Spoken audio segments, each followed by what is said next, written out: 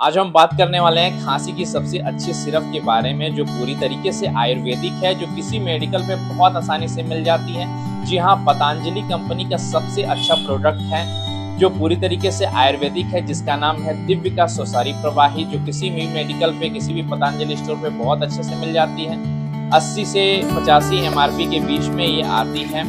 प्रतिदिन अगर इसे 10 ml सुबह, 10 ml दोपहर, 10 ml रात्रि को अगर लिया जाए तो 3 से 4 दिन में 99% संभावना है कि आपकी खांसी ठीक हो जाती है। ये पतंजलि कंपनी का यह दावा है। बाकी अधिक जानकारी के लिए आप हमें कमेंट बॉक्स में कमेंट कर सकते हैं, नज़दीकी डॉक्टर से मिल सकते हैं या पतंजलि की वेबसाइट में जाकर देख सकते हैं।